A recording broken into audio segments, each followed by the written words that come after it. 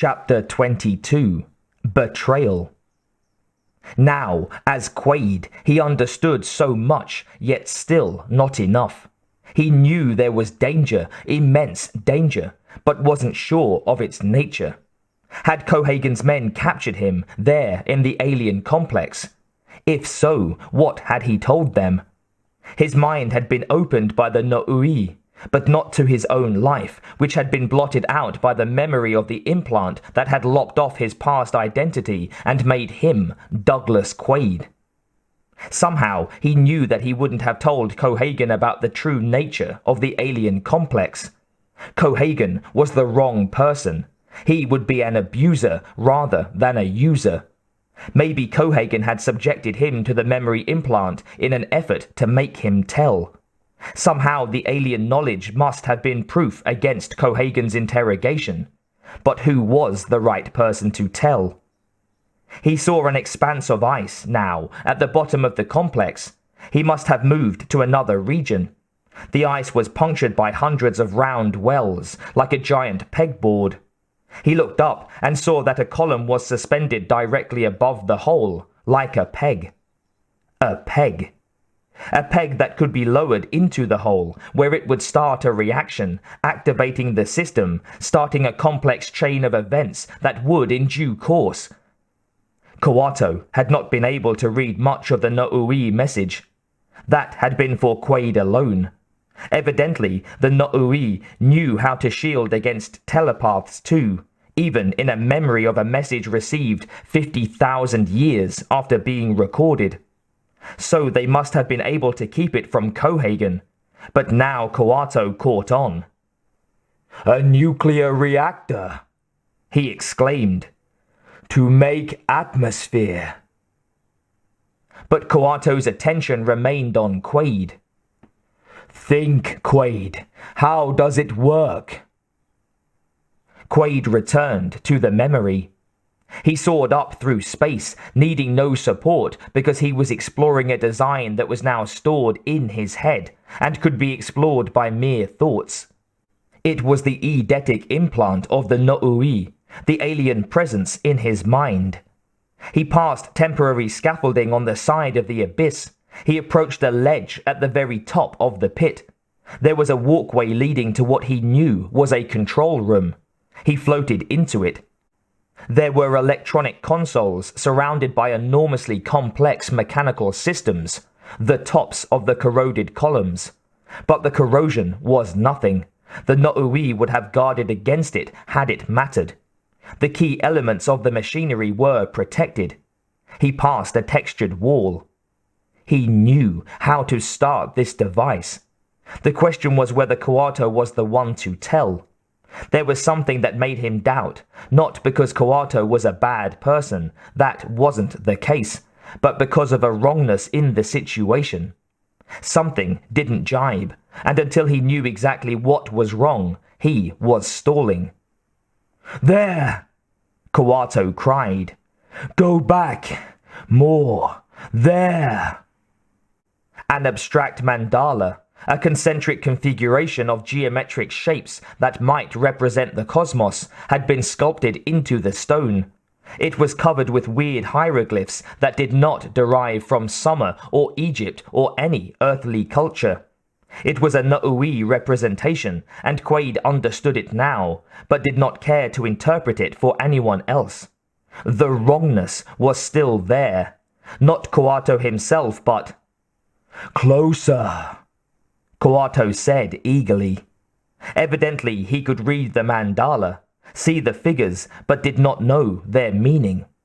In the center of the mandala was an image of startling familiarity, a human hand. Coato saw the hand, but didn't get it. "How do you start the reactor?" he demanded. "Concentrate." Quaid focused on the hand, tracking towards it, as if drawn into it. Oh yes, he knew.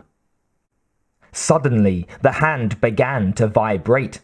A low-pitched rumbling filled the chamber. Quaid's eyes snapped open, and the rumbling continued. It wasn't part of his vision. Sand and gravel rained down from the ceiling. Hairline cracks spread through the walls and then expanded into wide fissures.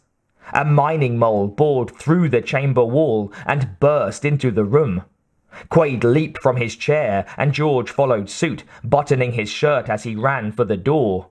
A rebel threw it open and then entered the chaos of the outer chamber.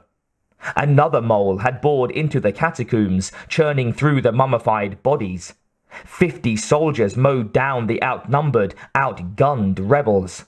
The mole ground its way through another niche-lined wall, heedless of the sacrilege. Soldiers followed the juggernaut farther into the chamber. Some rebels tried to fight, but they had been caught unprepared. This was no more than a mop-up operation for Cohagen's forces. "Where's Quato?" said the rebel at the door. An explosion ripped through the room, throwing everyone to the floor. Quaid helped George to his feet and bent to lend a hand to the rebel fighter, but the man was dead. Melina and Benny found their way to Quaid's side. George's bloody shirt had been torn open in the fall, and they stared at Quato's wizened head in amazement. But there was no time for explanations. "This way!" George shouted. He led them through a concealed door and into a passageway. Soldiers tried to block their path, but Melina mowed them down. Benny and Quaid grabbed guns from the fallen soldiers and ran on through a series of chambers until they reached an airlock. Quaid guarded the rear as George, Melina, and Benny squeezed through the door. As he closed the door and flipped the lever to bolt it into place, he heard more gunfire from within the airlock.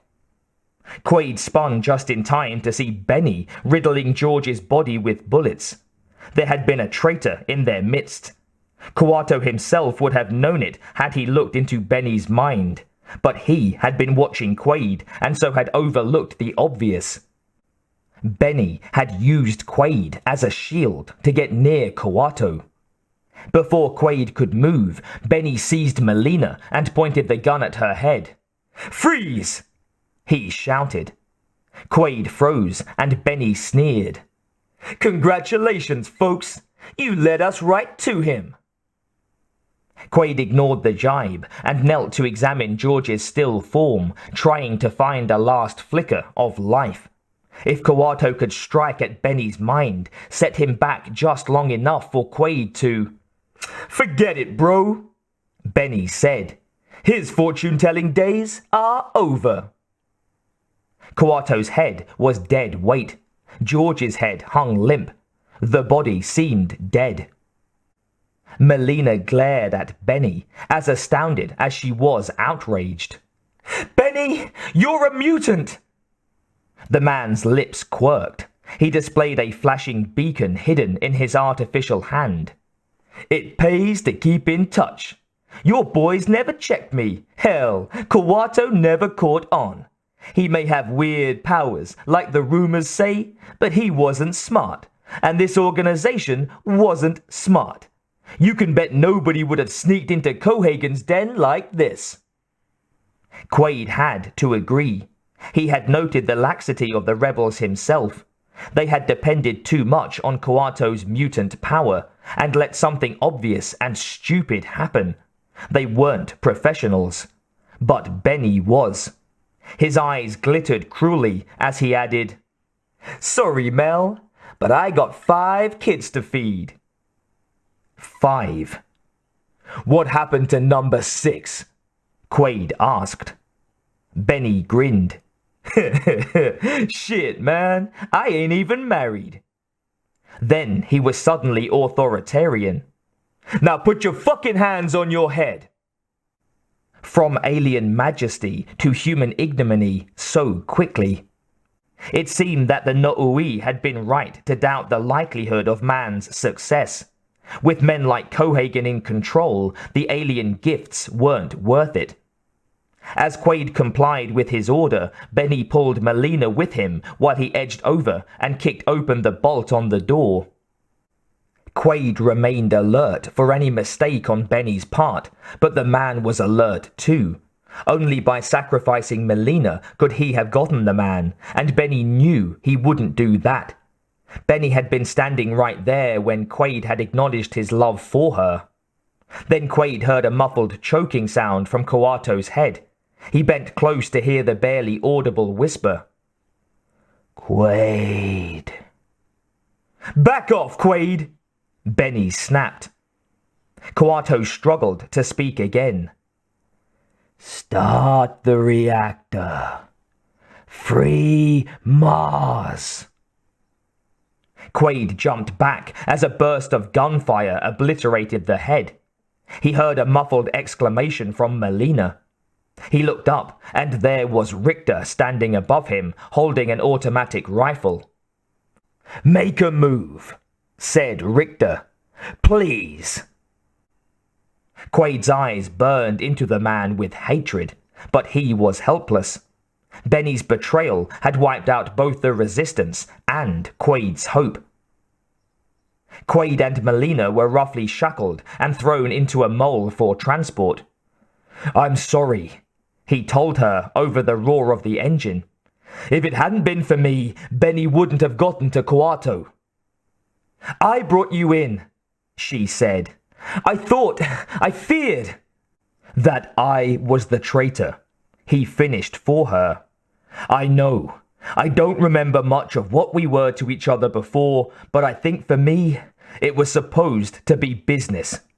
When I fell into the pit, I realized that I loved you. That's why that memory kept coming back to me. It was the last I had seen of you. I guess Cohagen didn't know about that, or thought that the memory implant would wipe it out. It did wipe out all the other memories, but not the love." "I couldn't forget you," she said. "I didn't know whether I could trust you, but somehow... I guess we were destined for each other, corny as that sounds. But you know, there was more I found down there before I guess they captured me. I don't remember that, but I remember the alien message." "The what?" "The No'ui, an alien trading species. They set this up for us when we came of age, if we qualified, which I guess we don't, but..." He paused, remembering something else. "Do you know anything about hydrozoic acid?" She concentrated as they bumped along in the mole. "It's a colorless, poisonous, highly explosive liquid. I sniffed some once. It was vile." "What would it be like on a planetary scale? I mean, thousands of tons of it." "Like hell, I think. Why?" "The aliens. They were going to use it to make air. I mean, with water. They were going to melt the ice and combine... I don't know. I'm no chemist. Does it make sense?" "I'm no chemist either, but I think it could make sense only to an alien." "But with advanced alien technology, would it be possible? I mean, to break apart hydrozoic acid and water and recombine them into air, and use the extra for a nuclear reactor to power the whole thing?" She shook her head. "I'd have to ask someone who knew more about it than I do. But it sounds crazy to me." He sighed. Maybe it was crazy, but it was also in his mind. He hoped the aliens did know what they were doing. The mole ground on, carrying them to Cohagen. Quaid did not expect to enjoy the encounter.